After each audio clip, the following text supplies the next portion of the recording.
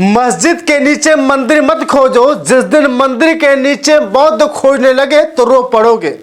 ज्यादातर हिंदू धर्मस्थल बौद्ध मत तोड़ के बनाए गए हैं, तो अगर गणे मूर्ति उखाड़े जाएंगे, इतिहास पूरा जाएगा, तो भारतीय जनता पार्टी के लिए बहुत महंगा पड़ेगा। और इसलिए हिंदू मुस्लिम का नाटक बंद करें। अब नमस्कार, मैं सत्यानंद स्वामी और आप देख रहे हैं सत्या एक्सप्रेस। स्वामी प्रसाद मौर्य ने धमकी दे डाली है। खबर जब से सोशल मीडिया पे फैली है कि स्वामी प्रसाद मौर्य सीधे बीजेपी को अटैक कर रहे हैं, बीजेपी को धमकी दे रहे हैं, तब से पूरे सोशल मीडिया पर बस एक ही चर्चा है कि स्वामी प्रसाद मौर्य धमकी दे करके आखिर जताना क्या चाहते हैं। मेरे प्यारे साथियों, स्वामी प्रसाद मौर्य राष्ट्रीय सोशलिस्ट समाज पार्टी के राष्ट्रीय अध्यक्ष है। कभी वो बहन कुमारी मायावती जी के साथ हुआ करते थे जब दूसरे नंबर के मुख्यमंत्री कहे जाते थे, और उसके बाद फिर बीजेपी में शामिल हुए। बीजेपी से पेट नहीं भरा तो वो समाजवादी पार्टी के साथ शामिल हो गए। यानी स्वामी प्रसाद मौर्य न बहन जी के साथ रह पाए, ना ही बीजेपी के साथ रह पाए, ना ही समाजवादी पार्टी के साथ रह पाए। आपको पता ही होगा कि कभी स्वामी प्रसाद मौर्य की बेटी बीजेपी की सांसद हुआ करती थी, लेकिन आज स्वामी प्रसाद मौर्य की बेटी संघमित्रा मौर्य कुछ भी नहीं है, क्योंकि वो पार्टी में ना ही सांसद है, पता नहीं पार्टी में कार्यकर्ता है या नहीं है। फिलहाल बार बार हमेशा आप लोग अटैक करते हुए देखे जाते हैं स्वामी प्रसाद मौर्य। बताया जाता है कि स्वामी प्रसाद मौर्य हिंदू देवी देवताओं पे विश्वास नहीं रखते हैं, लेकिन ये खबर जब से फैली है कि स्वामी प्रसाद मौर्य बीजेपी के लोगों को सीधे वार्निंग दे रहे हैं, चेतावनी दे रहे हैं, कह लीजिए कि धमकी दे रहे हैं कि मस्जिद के नीचे मंदिर मत खोजो।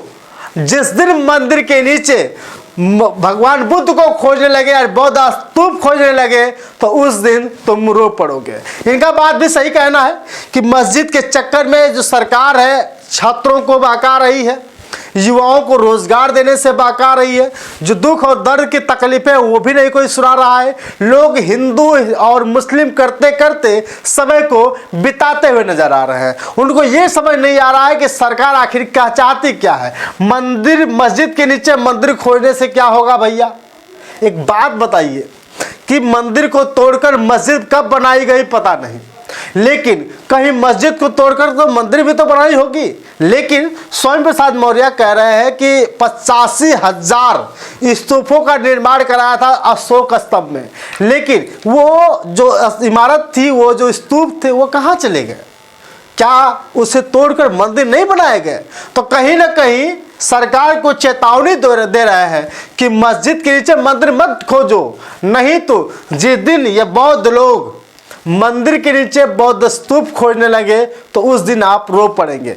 कहीं न कहीं ये बार बार स्वामी प्रसाद मौर्य चेतावनी दे डालते हैं। कभी हिंदू देवी देवताओं को लेकर बड़े बड़े बयान देते हैं, कभी कुछ को लेकर के बड़े बयान देते हैं। बाकी अगर हम बात करें स्वामी प्रसाद मौर्य की, तो बीजेपी को पसंद नहीं करते, ना ही उनकी राजनीति पे पसंद करते हैं, ना ही उनकी रणनीति को पसंद करते हैं। और हाल ही में स्वामी प्रसाद मौर्य जब से समाजवादी पार्टी से दूर हुए हैं, तब से स्वामी प्रसाद मौर्य समाजवादी पार्टी को भी पसंद नहीं कर रहे हैं। लेकिन एक तरफ बहन कुमारी मायावती जी की तस्वीर उनके दिल में बसी हुई है।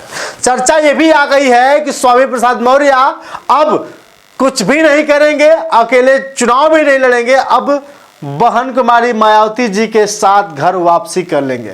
यानी मेरे प्यारे साथियों, स्वामी प्रसाद मौर्य की सबसे बड़ी चर्चा है, क्योंकि जब बहन कुमारी मायावती जी के पार्टी के साथ यानी बसपा के साथ हुआ करते थे, स्वामी प्रसाद मौर्य की एक धाक हुआ करती थी। स्वामी प्रसाद मौर्य को लोग दूसरे नंबर के मुख्यमंत्री कहते थे कि एक समय रहा था जब बहन जी नहीं होती थी या कहीं किसी दौरे पर होती थी तो स्वामी प्रसाद मौर्य जी को पूरा कार्यभार संभालना होता था। लेकिन स्वामी प्रसाद मौर्य पता नहीं क्या कुमारी मायावती को छोड़कर चले गए या बहन जी ने ही धक्का मारकर उनको निकाल दिया। खैर, हाल ही में खबर आई थी कि बहन कुमारी मायावती ने एक मीटिंग इकट्ठा की थी।